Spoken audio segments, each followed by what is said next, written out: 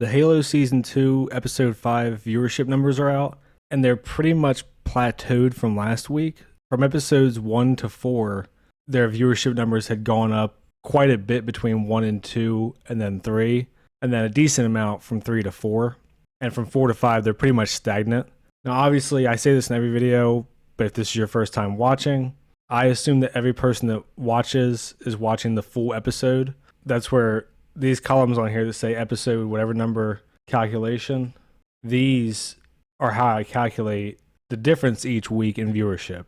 So for episode 3, for instance, I assume that every person that watched episode 1 and 2 is watching the full episode 3. I subtract those minutes watched out and then divide the remainder by the runtime of 1, 2, and 3 combined.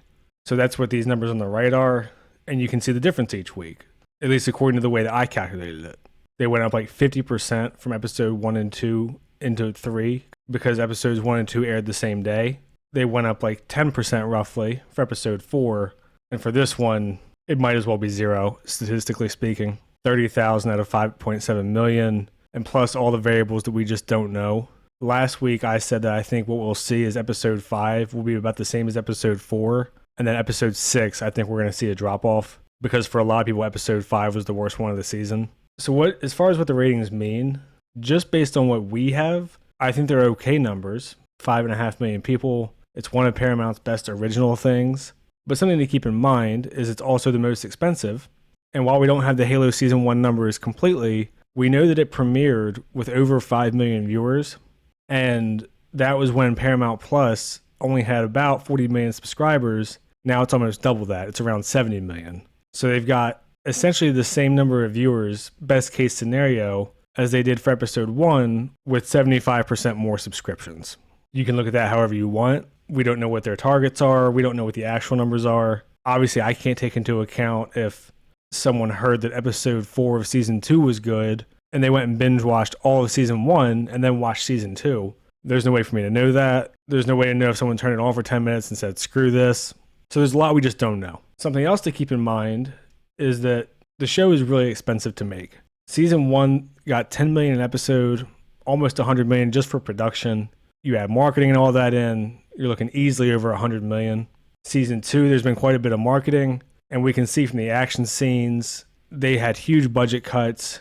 Kiki Wolf in an interview flat out said, we wanted to do more with the Fall of Reach, but ran out of money. Yeah, there's just a lot we don't know. Paramount Plus is obviously in the middle of trying to merge with another company or sell itself off. A lot of people who like the show seem to think it's guaranteed a season 3, at least, maybe even more. Depending on who they merge with, they might have a whole bunch of shows that are just classics that they can rerun on the streaming service over and over. And people kind of seem to forget that that's how Netflix built its entire brand, was just having a bunch of good older shows, and you could just rewatch them as much as you want. The Office, Friends, Seinfeld, whatever movies they rotated through. And a lot of these streaming companies are figuring out that making your own stuff is really expensive. And if they feel like they're spending, let's just say 50 million on this season of Halo, and they're not getting that number back in subscribers, will they keep it going? Do they have confidence it'll get better? We don't know. Obviously, the worst case scenario for Paramount, and if you're a fan of the show, would be if it looks like we have 5.5 million viewers, 5.7 million viewers best case, but in actuality, half of the minutes watched came from people who turned the show on, were like, not for me, turned it off. And Paramount has that data, so they could be seeing that going, oh shit, we've actually only got 2 million people watching the whole show. And then another really big part of this is it worth it for them to put out a show that only lasts 2 months? Even if people sign up exclusively for this show, if they sign up the day before this show comes out, get there 2 months, cancel. That's $6 or $7, cheapest, 12 or 13 bucks, whatever it is right now for the better membership. So is the show even paying for itself? Again, that's all data that they have with exact dates and cancellations and all that. Something else that the people who liked the show were really celebrating was that for original series, this one debuted at number 3 for season 2 in minutes watched in the Nielsen ratings. After episode 5, it's fallen to number 8. Some of that's unfair, some of it is fair. For instance, Shogun overtook it, and it only had 3 episodes out at that point. But then you have stuff like Avatar, The Last Airbender live action, where it has less episodes. It only has 8, but it dropped them all at once. So you're getting the binge watchers.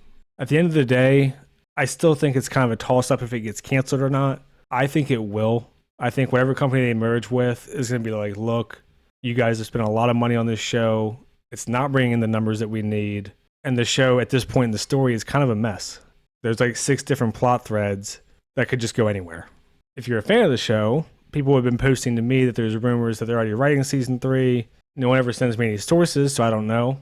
I haven't seen anything about this. And at the end of the day, there's almost no chance anything is decided before this merger is complete, and then the companies can get together, look through all the data and the numbers, and then decide. So I don't think there's really reason to be too optimistic or pessimistic at this point. I'm hoping it gets canceled because I think it sucks. And if it gets canceled, then maybe we can get an actual lore-based production in the works sometime soon. But we'll see. I don't want to go on too long about this. The numbers didn't change much, so there's not really too much to say. But next week is the one that I'm curious about, because next week is where I guessed that we see the drop-off. But if I'm wrong, I think these numbers will probably stay pretty flat until the end of the season. And if these numbers are generally the same to the end of the season, it's probably a good thing for the people who want the show to keep going. If you're here, like and subscribe and all that. Hopefully the next ratings will be out Friday. The Nielsen website's being funky. I actually had to go to Variety this time to find the numbers. Thanks. See ya.